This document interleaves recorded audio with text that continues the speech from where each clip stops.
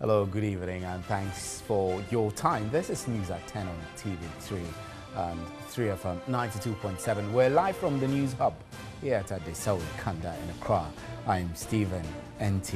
Let's start with the day's major news highlights. And remember that you can follow us on our Facebook page. We're streaming also live on 3news.com.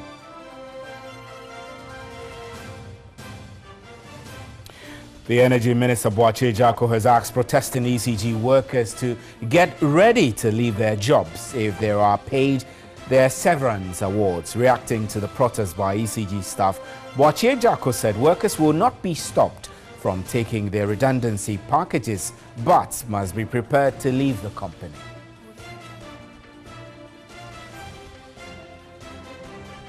Members of the 12 labor unions say government cannot force them to accept the floating of bonds to offset their 80 months arrears under the second-tier pension scheme. The chairman of the forum, Isaac Bampo Ado, says government has within 2 days to produce a concrete roadmap for the payment of the amount or risk a nationwide strike by Friday. Authorities of Prempeh College in Kumasi have reversed the decision to repeat 51 students who failed their promotional exam. This follows a directive from the Ghana Education Service to promote all students to Form 2. Management of the school has therefore decided to promote the students on probation and find ways of helping them. And pregnant women within the Teshi area are refusing attending clinic at the Lekma Hospital due to the poor road network. Frederick Clarence Williams report for fear of complications as a result of bumpy nature of the road. Some resort to self-medication or trek distances to other facilities. Also tonight, Veterinary Services Department is working at stopping stray dogs from giving birth. According to the service, stray dogs are a major cause of rabies infection, and reducing their numbers will boost the fight against the disease.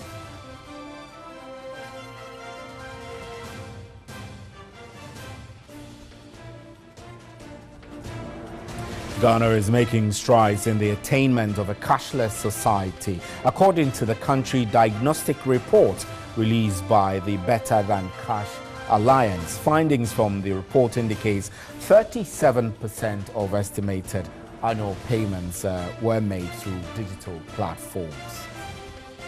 And Cameroon has returned some 100,000 Nigerian refugees in breach of international agreements. According to Human Rights Watch. The right group accused soldiers of deporting refugees escaping Islamist violence. Cameroon has previously rejected the accusations.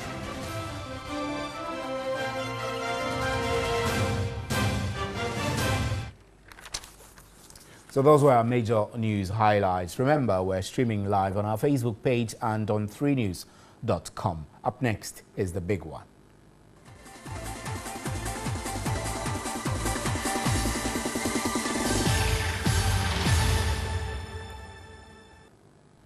Welcome. Now, Deputy Minister of Energy, Dr. Mohammed Amin Adam, has stated that the current high price of petroleum can only come down when prices on the world market also come down. He says government cannot interfere with the deregulated downstream petroleum sector. Dr. Amin Adam indicated government, through the 2017 budget, reduced or took away some of the taxes. He says most of what is left are levies.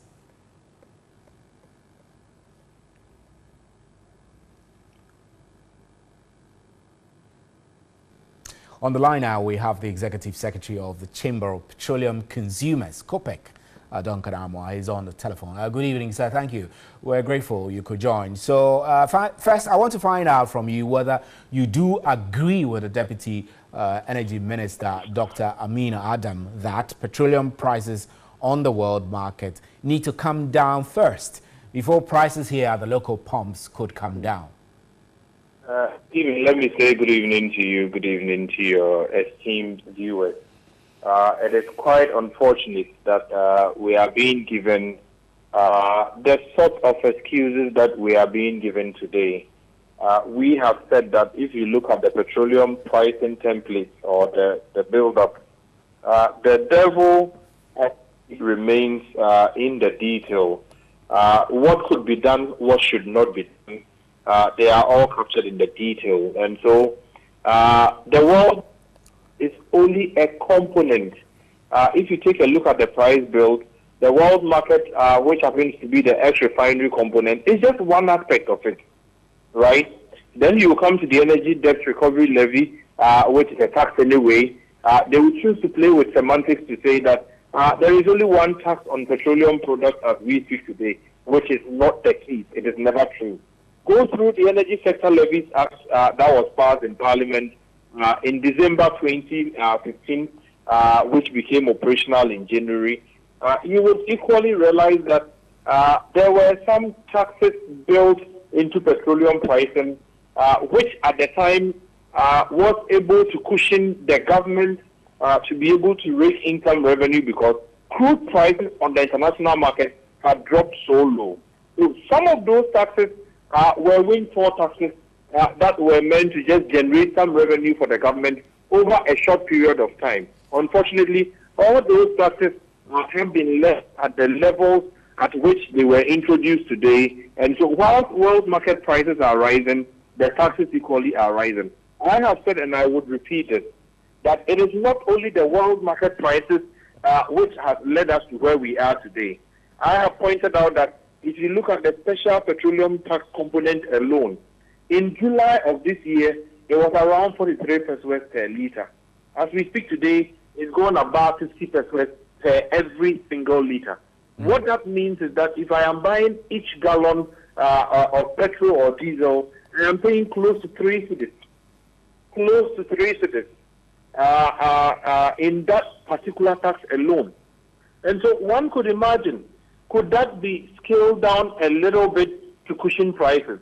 Is it also possible to reposition that tax now from other tax on tax position at the ex-depot to the ex-refinery aspect so that it could also mitigate some of the increases? Unfortunately, the devil remains in the detail. A lot could be done with the pricing template, but what we are being given right now seems to be the shifting of goalposts and semantics and grammar flying all over the place. I can imagine. Issues are not being dealt with. Mr. Moore, we also know that COPEC has been insisting that there are duplications in the petroleum pricing build-up. Are you able to tell us what these duplications are? Stephen, you have some of the taxes, primary distribution margin. When you ask, you are told is meant to be able to move products in and around the country. You equally have another tax called UPPF, meant to also move products for the haulage operators. Even the issues on the UPPF, as far as how much they are even paying these haulage companies, remains an issue. But again, you would have these taxes duplicating. Toll levy continues to remain on our petroleum taxes. Some people are suggesting it's been taken off, but that is not the case. Truth is that the toll levy is embedded in the energy debt recovery levy, which is the first tax component on the price build-up. Again, you come to the boss margin. People are questioning why boss today is operating as any other depot across the country that sells products, it does fuel trading. Why Ghanaians should continue to be 3 pesos per litre to fund boss, when you and I very well know that boss some time ago was actually, fuel trading.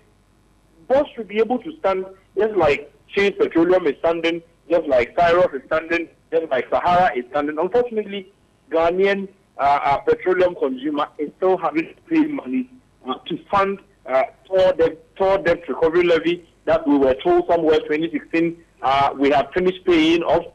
We are still paying. We have another tax that is even annoying. If you go through the template properly, happens to be the stabilization and recovery levy. If you are telling the already pressed consumer to pay money upfront, if you are doing 12 pesos per litre times 4.5 litres, what that gives you is almost 55 pesos. Per every gallon, you are charging 55 pesos to stabilize fuel prices. Unfortunately, prices are getting out of hand now. There's no stability. There's no money to stabilize anything, yet consumers are paying as we speak today. Right. Those clearly could be justified on the price build-up, and something could be done about them. Right. Mr. Amar, finally, we're also learning of some standardization issues at the LPG filling stations across the country. What exactly is it? I mean, what is it actually? Stephen, while we have fuel prices, COPEC is equally interested in of Ghanaians in and around hydrocarbon establishments, petrol stations, LPG stations. What is becoming alarming is that per international standards, even local standards, LPG trucks, or what you call the bulk, is not supposed to load or reload, offload the product into the station or the LPG station from the engine, right? The truck engine. When the truck gets to the station, the engine has to be off. There has to be a suction receiver that will pull out the LPG into the tank or the bulk, at the station. Unfortunately, the trucks are now discharging these products using their engine. In the little spark, everybody else in and around those stations could be in danger. This is something we think the NPA should go out there immediately.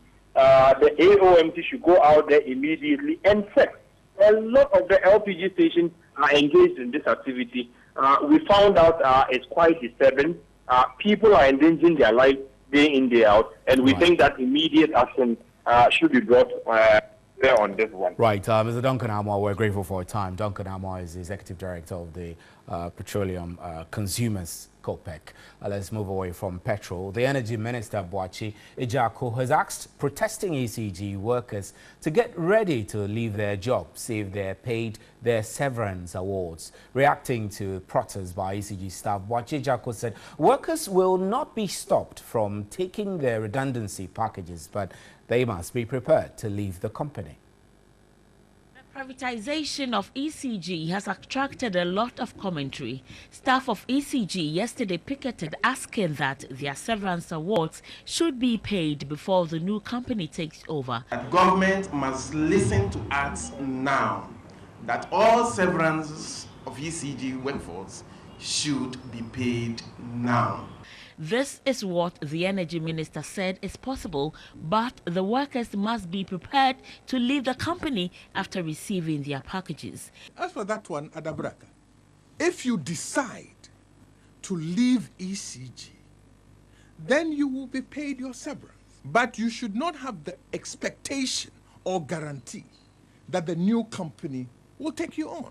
You have made a decision to sever your relations with ECG, and it should not put you in the faithful expectation that going forward you have a job with. So it is open. All the ECG workers who want to leave and not join the new company are at liberty to do so, and their severance so arranged. At the media briefing on issues in the sector, the minister also touched on electricity tariffs. President Nana Akufo-Addo promised to reduce electricity tariffs after there was uproar over increment in the tariffs under the immediate past NDC government in 2016. The Public Utility and Regulatory Commission increased electricity tariffs by 59.2% for residential consumers in the country on December 14, 2015. This was slashed to 45% after a series of negotiations with Labour. The Energy Minister was optimistic this could be better following the sound measures being implemented. He said Ghana has now moved on from the interruptible phase which recorded power cuts. I believe that we've largely succeeded in stabilizing the supply of power. Our next mandate is to begin the reduction of prices lower down. So we have to find a way of reducing the cost of production, and we are working on it. And we are getting a lot of cooperation in so doing.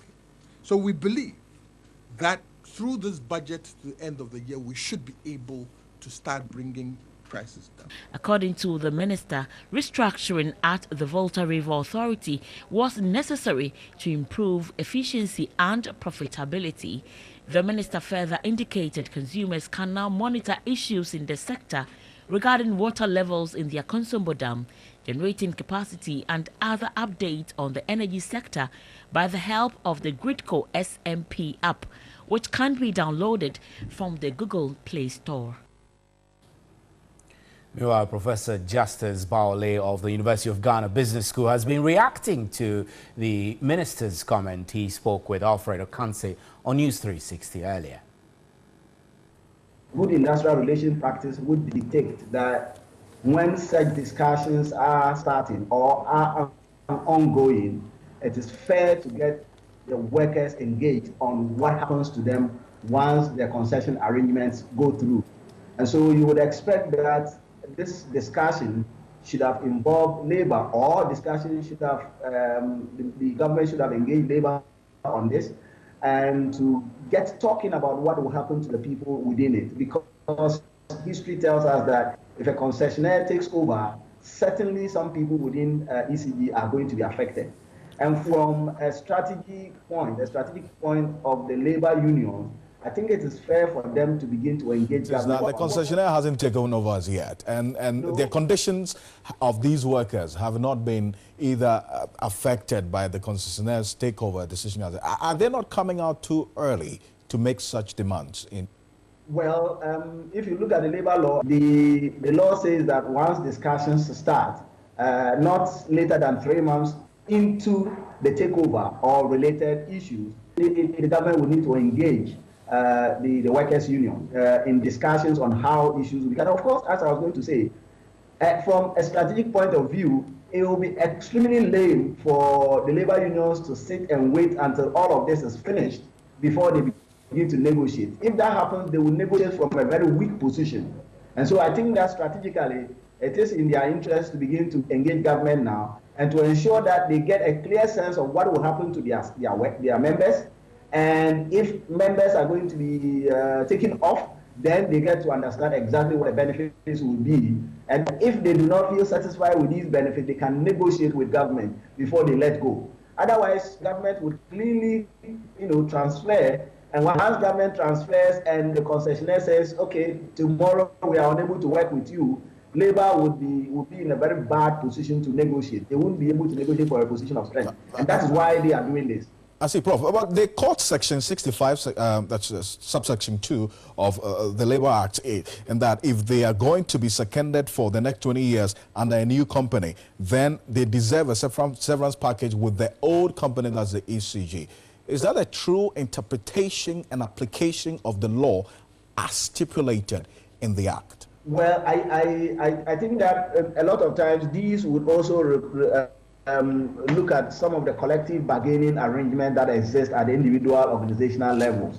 And so the law would have provided some things, and because I'm not a lawyer, I do not want to arrogate to myself the expertise of interpreting exactly what the law means. But it is the case that some people will get affected. It is the case that even those that have worked with a particular company, if the company is ceasing to exist in its current form, then it has to be discussed whether or not the concessionaire is taking over and will take over all of the benefits that would have accrued to the people before they take over, or they are going to be beginning to assume a new structure and say that we have or we owe you only from when we took over. Right. And if they are going to owe the workers only from when they took over, right, then certainly ECG would have to deal with the issues as they accrued before the concessionaire takes over. Prof. And I think that it will be fair to the workers so that we don't get some dislocations in electricity generation and supply and distribution. Right. So this is done in a very harmonious way. I just want to say that I think the minister should open up and discuss with the workers. This is still news at 10. You can hear us live also on your radio on 3FM 92.7. We'll take a break, and when we return, I'll tell you about the passage of a legislative instrument for the operations of Kintampo Waterfalls when it reopens to the public in November. Please stay.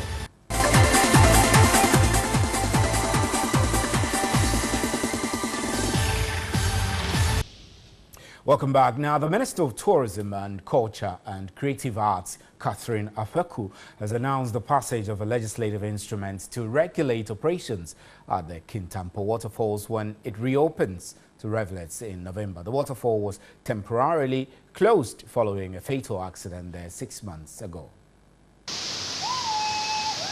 In March this year, more than 18 people were killed at the Kintampo Waterfalls in the Kintampo North District of the Bonahafu region. The victims, largely students of the Wenchi Methodist Senior High School, were on an excursion. The incident compelled authorities in the tourism sector to close the site to tourists. Some renovation works were done. The facility now has an infirmary and an additional stair walkway. It is expected to be opened in November. The Minister for Tourism, Culture and Creative Arts, Catherine Afeku, who led a team to assess progress of work, announced the passage of a legislative instrument to regulate operations at the site. The LI is in the offing. A cabinet draft memo has been submitted and we are awaiting the calendar of cabinet to deliberate and to give us the green light to bring all tourist sites and attraction under the supervision of Ghana Tourism Authority. She affirmed proceeds from site will be dispersed judiciously so that stakeholders can play their role in safeguarding the site. The sector minister also announced a tourism infrastructure levy for the construction of tourist site roads. We assured the Minister of Finance, the Deputy Minister who sat in and had our budget, that we can triple our IGF to the coffers of government if only they will give us that opportunity to showcase to Ghana that if the roads leading to tourist sites are fixed, the number of people within Ghana who will visit will triple and it will double the efforts of tourists coming from outside. Municipal Chief Executive for Kintampo North, Edusa Akodie, assured of adequate security for revelers when the place is fully operationalized. We are looking forward to employing about 50 people, 50 youth, people in different departments, different units to help beef up security. Traditional leaders of Kintampo appealed to government to invest in construction of restrooms for revelers' use. The Koforidua Circuit Court has sentenced the 25-year-old self-imposed policeman to 8 years in prison. The convict pleaded guilty on all counts of impersonation and stealing and deceit of a public officer. The convict Prince Ban was arrested on Monday, September 24, following a tip-off. He pleaded guilty to all 5 counts of impersonation, 3 counts of stealing and deceit of public officer, and was convicted on his own plea. The Eastern Regional Police arrested Prince Ban for impersonation and unlawful possession of police accoutrement. The convict admitted impersonating the police but insisted some of the uniforms were a gift from a policeman stationed at Asiedu-Dartey in Kumasi. The police also told the court their investigations have indicated that the convict used the uniform to deceive unsuspecting people in order to steal from them. Prince Ban pleaded guilty to all counts and was convicted on his own plea to serve an 8-year jail term with hard labor. The Abo Teaching Hospital will no longer go ahead with its intended plan to put on hold scheduled surgeries as well as suspend admission of patients into the intensive care unit due to short supply of anesthetics. The hospital has received anesthetics worth 30,000 cedis to aid in surgeries as well as improve healthcare delivery at the facility. Anesthetic is a drug used in preventing pain during surgery. Anesthetic categorize anesthesia into 2 classes: general anesthetics, which causes a reversible loss of consciousness, and local anesthetics, which causes a reversible loss of sensation for a limited region of the body while maintaining consciousness. Often, anesthetic is used for sedation during surgical procedures or in the intensive care unit (ICU). Abo Teaching Hospital currently carries out surgeries in 23 theaters and on a daily basis conduct about 20 cesarean sessions, but has been forced to prioritize emergency cases and delay some scheduled cases as anesthetics have been in short supply. In response, the Holy Trinity Hospital has presented anesthetics worth 30,000 cedis to the Abo Teaching Hospital. Firstly, this is not the first time Holy Trinity has donated to Korle Bu. And when we heard that there was a shortage in supply in the anesthesia department in Korle Bu, and seeing as my sister, Dr. Jifa Anyanani, and I were trained in this very institution, it was a major concern to us because when it comes to things like anesthesia and surgery, it's very critical, and you never know when a relative of yours or you yourself will be on the receiving end of the healthcare system, which is why we decided to donate. Head of the anesthetics department, Dr. Robert Jagblete, said the assistance was timely and will help avert loss of lives. Patients who are dying, and some of these drugs can't save these patients when they are readily available. You can't wait minutes, you don't have hours. So it's really going to save a lot of lives if these drugs are available. So I'd say thank you once again for providing these drugs. We are really going to save a lot of lives. Thank you very much. Abo Teaching Hospital is hopeful it will take delivery of its third quarter supply shortly to improve healthcare delivery. And that's how we wrap up with News at 10. Thank you very much for staying with us. There is more news at 3news.com. On behalf of the crew here, good night.